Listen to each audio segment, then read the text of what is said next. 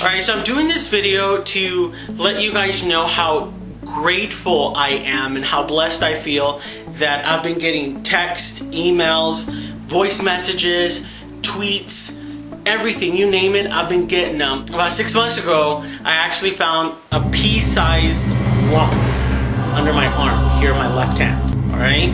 And I just ignored it because I am a true Mexican and that's how we deal with things.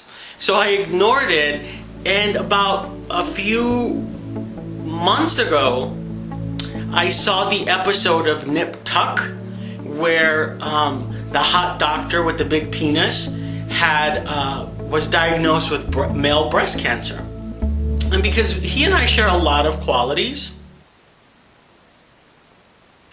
I knew that I could be at risk too, so it kind of freaked me out. So earlier last week, when I was in the shower, I was kind of picking at it, and I was kind of stressed because I wasn't sure what the deal was. But the thing was that the lump was sort of on the inside of the underarm, so it wasn't like something that was visible on the outside. It was totally on the inside, but when you pressed in, you could feel it. All right, I got the lump and pressed and pressed and pressed until I couldn't press anymore. I wasn't sure. At first I thought it was maybe an ingrown hair. The next day when I woke up, I had completely caused the pea-sized lump to turn into a cherry-sized lump, and it was now visible on the outside of my skin. So I kind of freaked out. I spent 2 more days like that, kind of just lighting candles and praying to Jesus. And when that didn't work, I kind of pressed on it a little bit more, and so the next morning it took like a Tootsie Roll shape, and it was spreading across, and that freaked me out. Called the doctor right away. She took me in as an emergency. And what she told me was that it's not cancer, it wasn't breast cancer, but it was probably a cyst. She couldn't tell anymore because of what I had done to it. But it was definitely irritated, and I had caused a skin infection, a skin irritation to occur. So what she did was she prescribed me some antibiotics. So I got the prescription filled, took the medication, went to sleep. When I woke up around maybe 10, I had noticed that pus started to develop underneath it. The doctor told me not to touch it, not to pinch it, not to do anything with it. At around 3 a.m., I was having this really erotic dream with Zac Efron and Taylor from the Twilight movies.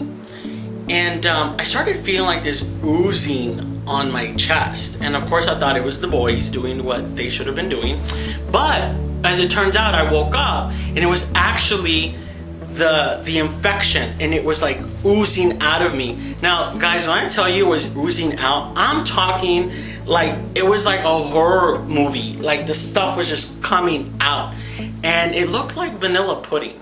So I don't think I'll be having any of that anytime soon. And the next morning when I woke up, the infection had gone down. Like, these are like some miracle drugs. The infection had gone down. That was earlier, that was last week. Today, and I couldn't put a shirt on, and that's why the emails kept coming in, because I had to cancel certain interviews, I had to cancel certain events, couldn't go out with certain friends and jobs and things like that. So because I couldn't put clothes on, because the thing was like this, I had to be like this, like I was ready for the Cotton Eye Joe.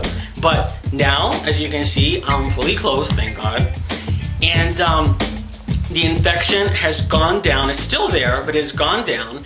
But I just want to let you know that, guys, do check yourself for lumps and things like that, because it can happen to us, all right? I did a little bit of research when all this was happening, and according to the Mayo Clinic and the American Cancer Society, men do get a form of breast cancer, what they consider male breast cancer.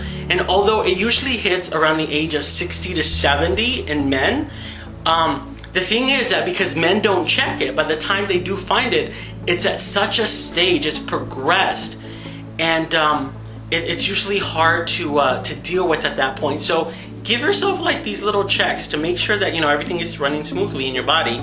And also, the statistic is that less than 1% of all the breast cancer diagnosed in the U.S. is male.